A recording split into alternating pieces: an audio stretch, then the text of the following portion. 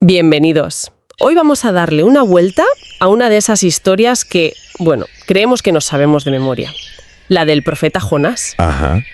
Pero vamos a olvidarnos un poco de la ballena, del viaje. Nos vamos a centrar en el final, en lo que pasa justo después de que Jonás cumpla su misión con un éxito, arrollador. Que es lo más interesante, en mi opinión. Totalmente. Para esto tenemos un texto de un autor llamado Josué, de su obra El pan de este día, que se mete de lleno en la psicología de este profeta que, tras salvar a toda una ciudad, tiene una rabieta monumental. Es que esa es la paradoja. Josué la usa como un espejo, ¿sabes? Nos cuenta la historia de un profeta de hace miles de años para preguntarnos directamente, a ver, ¿qué nos importa más? ¿Tener razón o que las cosas salgan bien? Claro, ¿nos alegra la redención de otro o en el fondo preferimos ver el castigo? Exacto. Es una pregunta que sigue totalmente vigente hoy en día. Pues sí. Pues vamos a meternos en faena. A ver, el contexto es clave. Jonás, enviado por Dios, llega a Nínive, una ciudad enorme, capital del imperio asirio, que eran los enemigos acérrimos de su pueblo. Ojo con eso, que es importante. Eran el enemigo. Exacto. Anuncia su destrucción en 40 días. Y contra todo pronóstico le hacen caso. La ciudad entera, desde el rey hasta el último siervo, se arrepiente, ayuna. Un éxito de convocatoria sin precedentes. Un final de película. El profeta triunfa, salva a más de 120.000 personas. Debería haber una fiesta, ¿no? Pues no. Y aquí empieza lo bueno. El texto de Jonás nos cita el pasaje. Jonás se apesadumbró en extremo y se enojó. Y no es un enfado cualquiera, ¿eh? Es un enfado que le lleva a discutir con Dios y a desear la muerte, que es muy fuerte. Espera. O sea, su reacción al mayor éxito de su carrera es un enfado tan profundo que prefiere morirse. Esto necesita una explicación. ¿Qué le pasa por la cabeza?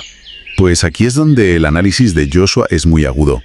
Lo describe como un hombre de, y cito, temperamento mezquino y cerrado.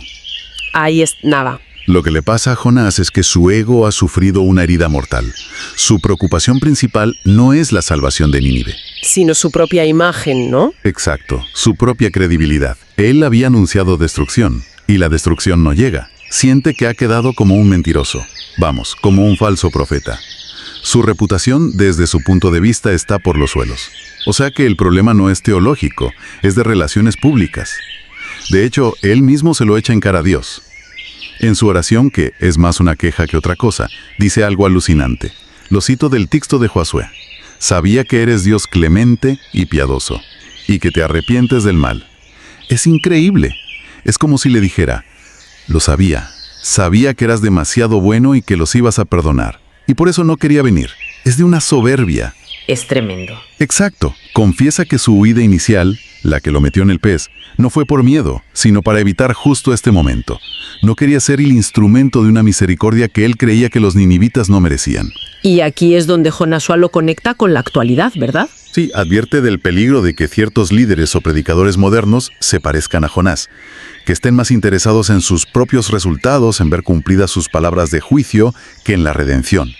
El foco se pone en el yo tenía razón, por encima de la gracia. Es una crítica muy potente. Viene a decir que hay un peligro real en disfrutar demasiado el papel de mensajero del juicio, hasta el punto de que te decepciones si al final la gente se salva. Choca frontalmente con esa otra idea que menciona el texto, la de que hay más alegría en el cielo por un pecador que se arrepiente. Claro, la reacción de Jonás es la contraria. Hay más enfado en este profeta por toda una ciudad que se arrepiente. Y ese enfado, como decías, lo lleva a pedir la muerte. Y me encanta la respuesta de Dios, que no es un castigo. Es una pregunta sencilla. ¿Haces bien en enojarte tanto? Es como decirle, Jonás, para un segundo, ¿de verdad esta rabieta está justificada? Pero Jonás en ese momento no está para reflexiones. No, desde luego que no. De hecho, no se va a casa. Sigue ahí, enfurruñado. Se va a las afueras, se monta una choza y se siente a esperar. ¿A esperar qué? Pues a ver si cambia el viento, ¿no? A ver si Dios se lo piensa mejor y al final sí que arrasa la ciudad. Sigue esperando que su pronóstico se cumpla. Y es en ese momento de cabezonería pura cuando Dios decide darle una clase práctica, que es una genialidad. La lección de la calabacera. Es una obra maestra de la pedagogía. En vez de un sermón, que ya ve que no funciona, le da una experiencia, algo que pueda sentir. Ajá. Primero hace crecer una planta, una calabacera, que en una noche se vuelve frondosa y le da a Jonás una sombra maravillosa. Y el texto dice que Jonás se alegró grandemente. El contraste es brutal. No se alegra por 120.000 personas salvadas, pero se pone contentísimo por una planta que le da sombra. La escala de valores está como poco desajustada.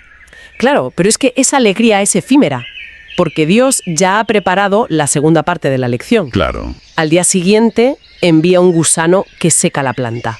Y no solo eso, levanta un viento del desierto bochornoso y el sol le da en la cabeza a Jonás sin piedad. El profeta se desmaya y otra vez pide la muerte, pero esta vez su gran tragedia existencial es una planta seca. Vamos, que la ciudad se salva y se enfada. Le crece una planta. Es el hombre más feliz del mundo. Se le muere la planta. Y pide morirse. El hombre era un drama con patas. Totalmente. Pero es que es esa reacción tan desproporcionada la que Dios usa para confrontarlo. Le repite la pregunta: ¿tanto te enojas por la calabacera? Y Jonás, lejos de recapacitar, se reafirma: sí, con razón me enojo hasta querer morir. Y ahí es cuando llega el jaque mate. Ahí llega el argumento final de Dios que narra el texto. Le dice: tuviste tú lástima de la calabacera, en la cual no trabajaste, ni tú la hiciste crecer.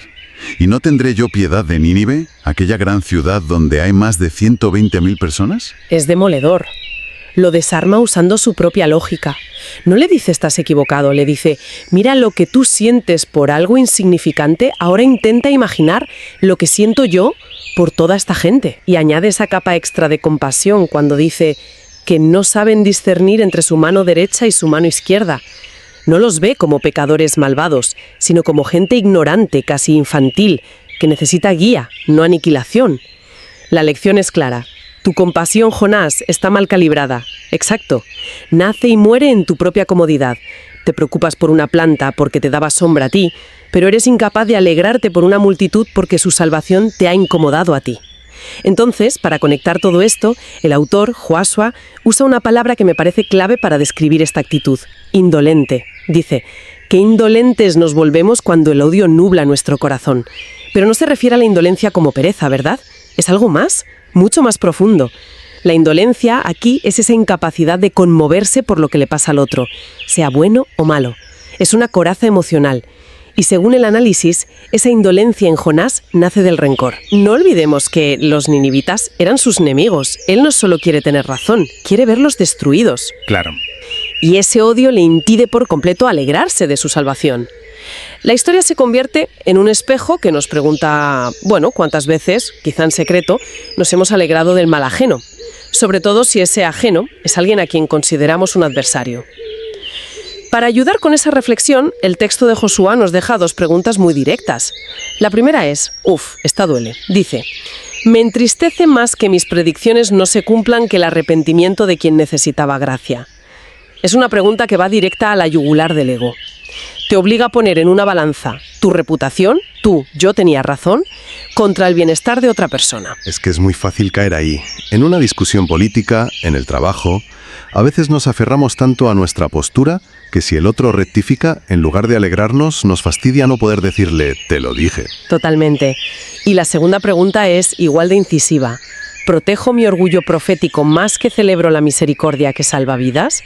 Orgullo profético suena muy religioso, pero podemos aplicarlo a todo. Claro, orgullo como experto, como jefe, como padre. Exacto.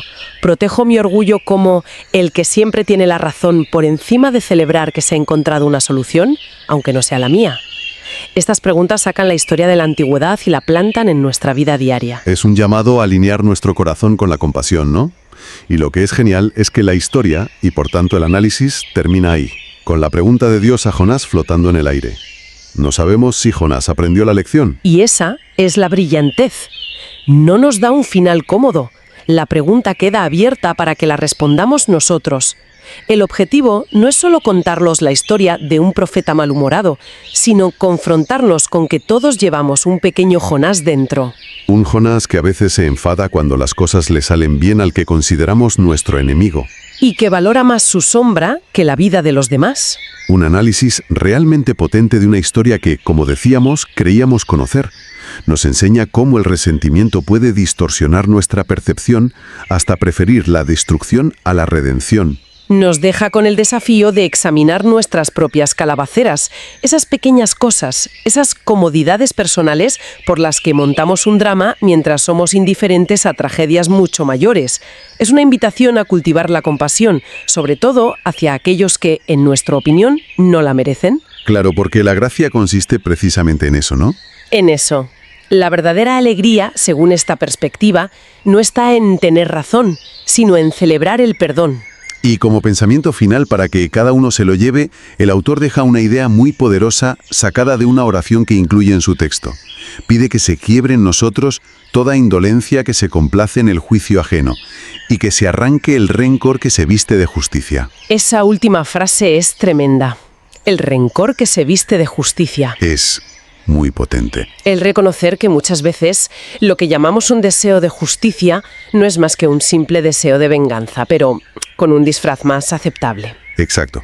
Una reflexión que nos reta a asegurarnos de que nuestras acciones y deseos busquen siempre la construcción, el perdón, y no simplemente validar nuestras propias palabras. Un desafío mayúsculo para terminar.